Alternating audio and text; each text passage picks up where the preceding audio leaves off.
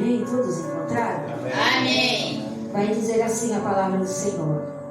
No ano da morte do rei Uzias, eu vi o Senhor assentado num alto e sublime trono, e as abas das suas vestes enchiam o templo.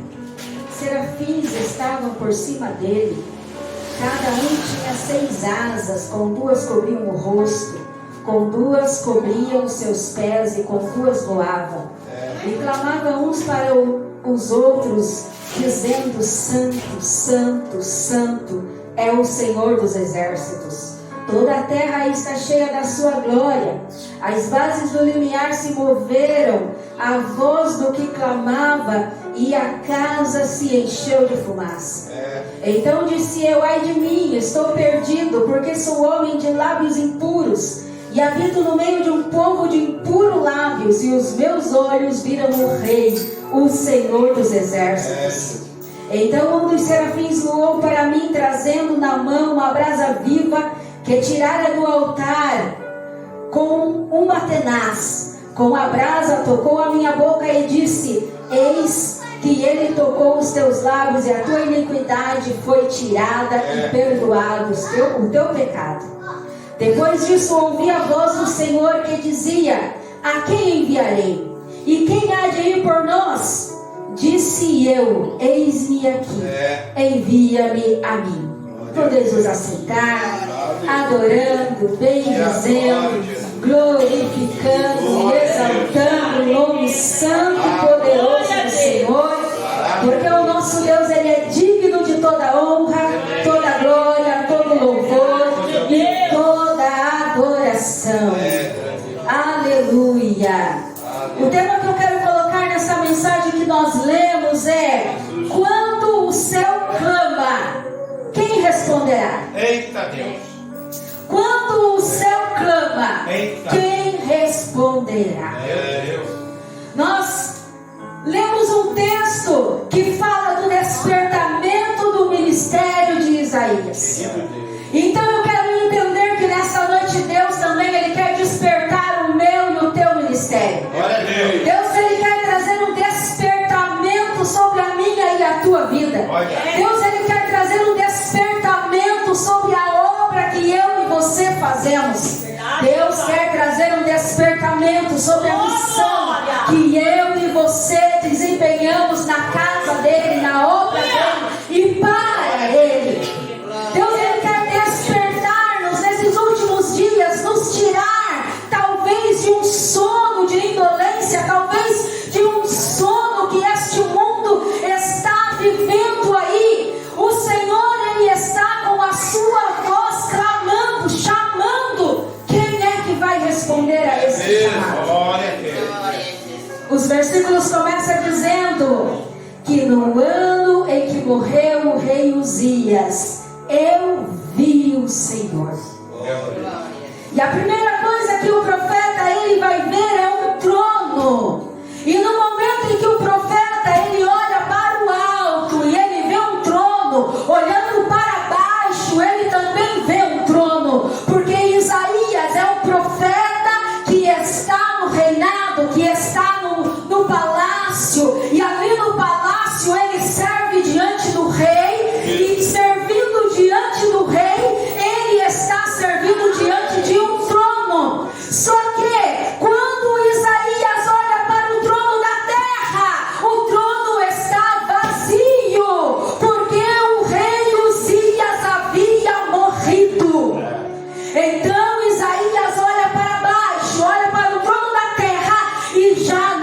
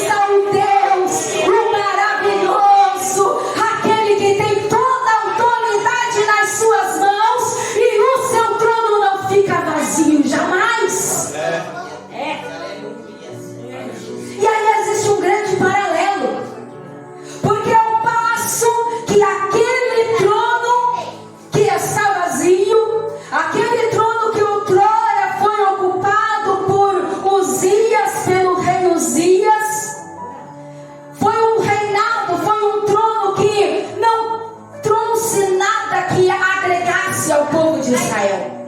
Foi um rei que não ensinou o povo a adorar a Deus. Foi um rei que não conduziu o povo para a adoração e para a santidade verdadeira. Foi um rei que não soube nem ao menos qual era o seu papel dentro de servir ao Senhor. Porque aquele rei, ele entra dentro do templo e ele quer fazer aquilo que não é cabível a ele. Ele quer servir da forma que ele quer. Ele quer fazer da forma que ele quer só porque ele é rei. Ele entra no templo e ele quer fazer sacrifício, função que não é dele. Função de sacrificar naqueles dias era exclusivamente dos levitas, exclusivamente dos sacerdotes, aliás. Era uma função exclusivamente do sacerdote. Mas Uzias, movido por um coração cheio de soberba, ele entra no templo dizendo: eu sou rei, eu posso, eu faço, eu mando, eu também quero sacrificar. E ele ali entra querendo fazer o que ele quer dentro da casa do Senhor. Só que ele se esquece que na casa de Deus quem manda é Deus. Que na casa do Todo-Poderoso, quem dá as regras, quem dá as ordens, quem direciona, quem manda, quem comanda, quem coloca, quem tira, quem faz todas as coisas é Deus. E ali existiam sacerdotes fiéis que o resistiram, que foram contra ele dizendo: rei, faça o que lhe cabe. Rei, faça a sua parte, a sua função, porque nós, enquanto sacerdote, faremos a nossa parte, não o deixaremos profanar o templo do Senhor. Uzias, ele não deu crédito, ele não quis ouvir os sacerdotes do Senhor e ele teimou, ele quis ir contra. E todo aquele que quer ir contra o nosso Deus, ele vai pagar com as consequências. E a consequência de Uzias foi se tornar leproso por todos os dias da sua vida. Quando Isaías olha para o trono da terra, ele vê um rei leproso, ele vê um rei pecador, ele vê um rei desobediente, ele vê um rei que teimou em fazer o que queria dentro da casa de Deus. E por causa da sua rebeldia e desobediência, foi punido em viver isolado, em viver numa casa separada por todos os dias do seu reinado. Mas quando Isaías, ele começa a olhar para o alto, a olhar para o céu, a olhar para cima, a olhar de onde vem o nosso socorro, a olhar para onde realmente vem o nosso refrigério, ele vê um alto, sublime trono, ele vê que o trono está ocupado, ele vê que o trono tem o dono, ele vê que o trono tem alguém sentado que tem autoridade, que tem poder, que tem algo diferenciado para oferecer para o seu povo. Ele vê que este rei, ele não é como um rei humano, ele não vê que este rei, ele vê que este rei, ele não é como o rei da terra, mas ele é poderoso. Ele é tão poderoso. Este rei que Isaías contempla, olhando para o alto, ele é tão poderoso que apenas as abas das suas vestiduras, quando caíam sobre o templo, enchia de glória todo o lugar. Não era toda a veste, era apenas as abas das vestes do Todo-Poderoso. As abas das suas vestes enchiam o templo com a sua glória. Então agora Isaías, ele está tendo uma nova experiência, uma experiência de um rei glorioso, uma experiência de um rei poderoso, uma experiência de um rei que não é humano, mas é celestial, uma experiência de um rei que é soberano em todas as e Ele ainda é cheio de glória. Apenas as suas abas é suficiente para encher o templo. E com Deus é assim. Deus, Ele é especialista em trabalhar com pouco. Deus, Ele não precisa do muito para trabalhar, Ele trabalha com pouco mesmo. Porque se Deus precisasse do muito para trabalhar, seria muito difícil para nós. Imagina se Deus precisasse de muita fé para Ele trabalhar em nós. Seria muito difícil. Mas Ele vai dizer, um grãozinho de mostarda. A sua fé, ela precisa ter apenas o tamanho de um grãozinho de mostarda. Porque o nosso Deus, Ele multiplica, Ele faz crescer, Ele acrescenta. Ele trabalha com o pouquinho que nós temos. Ele trabalha com um pouquinho de azeite. É só um pouquinho de azeite que tem. É só um bocadinho de farinha que tem. Mas se tiver só um pouquinho de azeite, só um bocadinho de farinha, Ele vai acrescentar, Ele vai multiplicar. E todo dia Ele vai fazer um milagre. E nós vamos contemplar a glória dEle dia após dia. E do pouquinho que nós temos, nós vamos ver a soberania de Deus sobre a nossa vida. Isso são as abas de Deus enchendo de glória a nossa vida. Isso é as abas de Deus enchendo de glória as nossas vidas. Aleluia! E quando a glória de Deus, Ele enche o ambiente, Ele enche o templo, Ele enche aquele lugar, é nos apresentado. É nos apresentado os serafins, que estão ali para servir o Senhor, que estão ali para guardar a santidade de Deus. Então nós podemos entender que quando o ambiente, quando a casa, quando o lugar, quando o coração está repleto, está cheio da glória de Deus, se revela aqueles que guardam a santidade de Deus. E quem guarda a santidade de Deus vai demonstrar a reverência que tem para com o Deus que ele serve. Porque aqueles querubins, eles utilizavam duas asas para cobrir os seus rostos. Isso mostrava a reverência diante de Deus.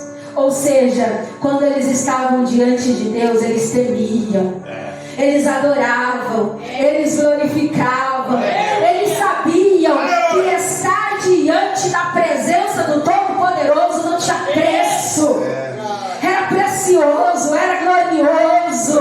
Então eles cobriam o rosto para mostrar que eles reverenciavam, que eles temiam, que eles adoravam. E quem tem reverência demonstra humildade.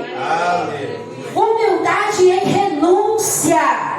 Porque com duas asas aqueles querubins cobriam os pés. E isso demonstra a humildade em renúncia. Porque só dá para se servir a Deus quem tem humildade em renúncia. Quem renuncia para estar na casa de Deus. Quem renuncia para adorar a Deus. Quem larga alguma coisa de lado. Quem deixa algum pecado de lado. Quem deixa algum prazer de lado para estar na onde existe a glória do Todo-Poderoso. Tem que ter humildade. Tem que ter humildade para pisar no lugar santo. Porque aqui é revelado os nossos pecados. Aqui nós somos confrontados. Aqui nós sentimos a nossa miserabilidade. Porque o soberano se revela na sua grandeza. E nós nos revelamos na nossa pequenez. Tem que ter humildade para servir ao nosso Deus Todo-Poderoso. E quem guarda a santidade de Deus. E quem tem a reverência ao Altíssimo, e quem se mostra em humildade em suas renúncias, presta serviço a Ele. Porque aqueles querubins, com duas asas, eles estavam voando sobre o trono do Todo-Poderoso. Fazendo isso, eles estavam trabalhando, servindo, fazendo a sua obra, prestando a sua obra de santidade ao Senhor. Isso nos mostra que santidade precisa acompanhar obras. E obras devem glorificar a Deus. E toda a terra, ela precisa estar cheia da glória de Deus. Aleluia! A terra se encherá da glória de Deus mediante as obras que eu e você fazemos. Mediante ao trabalho prestado que eu e você fazemos. Qual era o trabalho que os querubins faziam? Eles estavam ali para servir a Deus, mas eles estavam a todo momento servindo, dizendo: Santo, Santo, Santo, Santo, glorificando, adorando, prestando honra, dando atributos a Deus, reverenciando a santidade de Deus. Em todo momento eles estavam ali à dispensação de Deus, totalmente à mercê do nosso Deus Todo-Poderoso. E a visão que Isaías ele vai ter, ela foi marcada, ela foi acompanhada por estes fatos. Ela foi acompanhada pelo querubim, pela visão dos querubins, prestando a honra devida ao nosso Deus. Ela foi marcada pela morte do rei Uzias, por essa discrepância de reinados, aonde o Senhor ele queria mostrar para Isaías a diferença do reinado humano para o reinado celestial. Porque Deus queria que Isaías fizesse uma escolha. Deus precisava que Isaías entendesse o chamado que ele estava vivenciando, porque Deus estava fazendo um chamado para Isaías, um chamado diferenciado. Porque todos nós que estamos na presença do Senhor, um dia recebemos um chamado, um dia recebemos uma proposta do Senhor, proposta de salvação, proposta de vida eterna, proposta de sair da perdição, de sair do pecado, proposta de entrar na vida eterna, de ter uma vida diferenciada. Mas aqui o Senhor ele está fazendo uma proposta. Ele está com a sua voz clamando. E a voz do Senhor ela é tão poderosa nessa visão que ela vai mover todo o limiar do templo. Conforme a voz ela vai falar, o limiar do templo, ela vai se encher tanto da glória de Deus que ela vai tremer, ela vai mexer. As estruturas do templo, ela vai se abalar. Aleluia. Porque está havendo um clamor no céu. Um clamor está acontecendo no céu. Em primeiro lugar, o clamor dos anjos. O clamor dos serafins está acontecendo. E os serafins, eles estão clamando, em primeiro lugar, dizendo: Santo, Santo, Santo. E quando os serafins clamam, acontece uma mudança no limiar. Acontece uma mudança no ponto da estrutura, no limite daquele lugar. E o que é que precisava ser mudado em Isaías? Precisava algo ser mudado no coração de Isaías. Algo precisava ser mudado em Isaías para que um chamado diferenciado acontecesse na sua vida. O próprio Isaías ele vai confessar com a sua boca, dizendo: ai de mim, eu vou perecer, porque eu vi o Senhor e eu sou um homem de impuros lábios, eu habito num lugar de homens de impuros lábios. Então Isaías, ele sabia que ele precisava de uma mudança. E todos nós precisamos de uma mudança. Todos nós, em algum ponto da nossa vida, em alguma área da nossa vida, em algum lugar determinado na nossa personalidade, nós precisamos de uma mudança. Não existe essa história de eu nasci assim, eu vou morrer assim. Isso é história para quem não quer salvação. Quem quer salvação precisa mudar o discurso. Quem quer morar no céu precisa se deixar ser tratado pelo Senhor. Quem quer herdar a vida eterna tem que mudar a sua personalidade. Tem que se deixar ser trabalhado. Imagina um profeta de lábios impuros.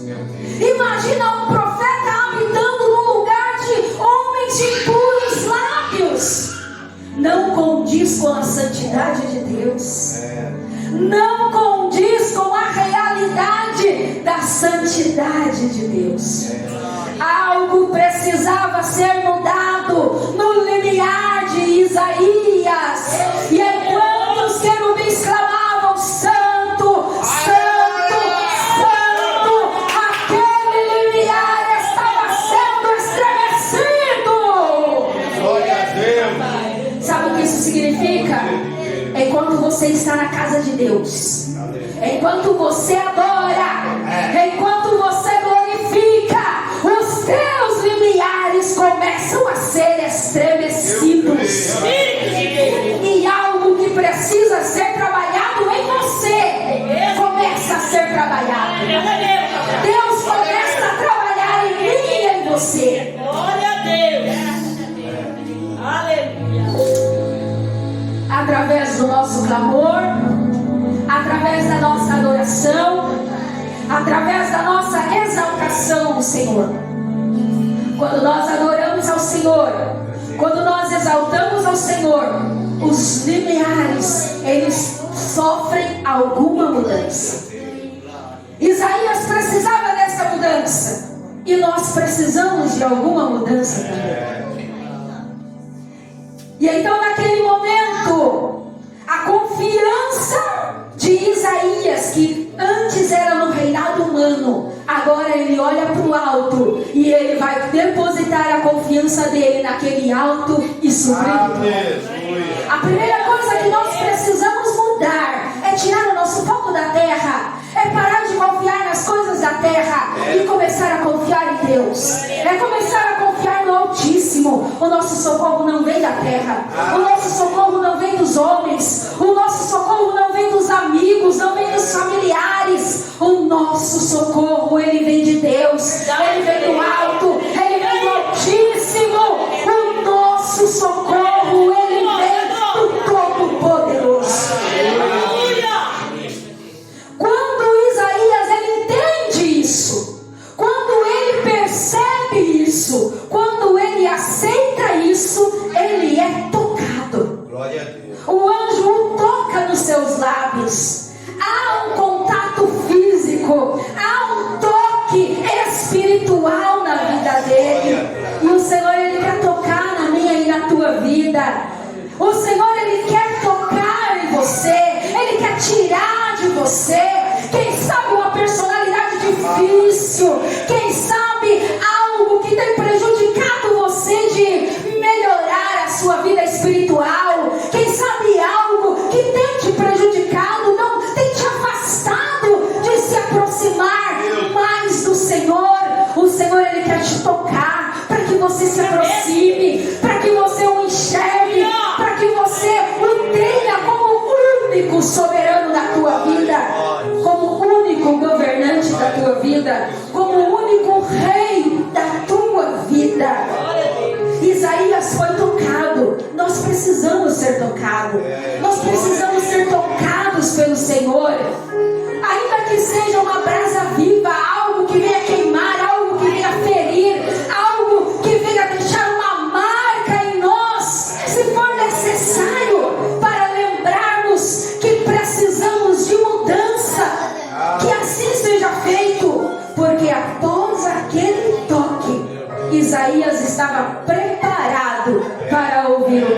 do céu.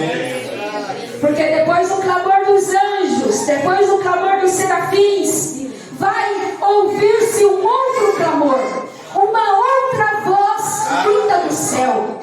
E essa voz, ela vai dizer: a quem enviarei? Quem há de ir por nós? A Trindade, o Deus Pai, o Deus Filho, o Deus Espírito Santo, dizendo, fazendo um chamado, fazendo uma convocação, perguntando: quem está disposto? Quem quer ir? Quem quer fazer? Quem quer se dispor? Quem tem essa disposição? Quem quer ir por nós? Quem quer ir pela obra? Não é pela igreja, é pela obra do Senhor. É pelo céu, é por Cristo, é por Deus, é pelo Todo-Poderoso. Quem há de ir por nós? E aqui é uma resposta pronta de Isaías: eis-me aqui, envia-me a mim. Eis-me aqui, envia-me a mim. Isaías, ele estava pronto depois do toque, depois da mudança, depois da percepção de Deus, depois de conhecer o Altíssimo. Ele estava pronto para dizer: eis-me aqui, Senhor, eu estou aqui, Senhor. E se hoje nós ouvíssemos a voz do Senhor clamar dos céus, será que nós responderíamos: eis-me aqui, Senhor? Quem sabe Deus nos chame para fazer uma obra, para dirigir uma congregação, para reger um departamento, para evangelizar, para fazer uma cooperação. Se hoje uma voz ecoar do céu clamando: quem há de ir por nós? Nós estaríamos dispostos a dar um brado dizendo: eis-me aqui, envia-me a mim, Senhor. Eu creio que o meu e o teu coração, ele está disposto a servir o Todo-Poderoso. Porque na verdade, na realidade, quem verdadeiramente cumpriu a missão foi o nosso Senhor e Salvador Jesus Cristo. Foi Ele que veio, foi Ele que cumpriu o chamado, foi Ele que cumpriu a profecia, e foi Ele que veio para resgatar a humanidade. Ele fez a função mais difícil e mais complicada que o ser humano não poderia fazer, para que eu e você pudéssemos dizer: eis-nos aqui, envia-nos a nós, envia a mim. Porque se Jesus não tivesse feito um sacrifício, se Jesus não tivesse pagado o preço, seria difícil demais eu dizer: eis-me aqui. Se Jesus não tivesse derramado o sangue dele para encobrir os pecados, se estivéssemos ainda com os lábios impuros e no meio de um povo de puros lábios, seria impossível responder o clamor dos céus. Mas como Jesus cumpriu a missão, como Jesus, ele enviou-se a si mesmo e fez o sacrifício perfeito, nós também podemos cumprir, nós também podemos responder a questão, nós também podemos dizer ao clamor do céu: eis-me aqui, envia-me a mim, Senhor. Então, quando o clamor do Senhor bater na porta do teu coração, não diga não ao Senhor. Esse clamor pode vir disfarçado num pedido, num convite, e que neste momento nós possamos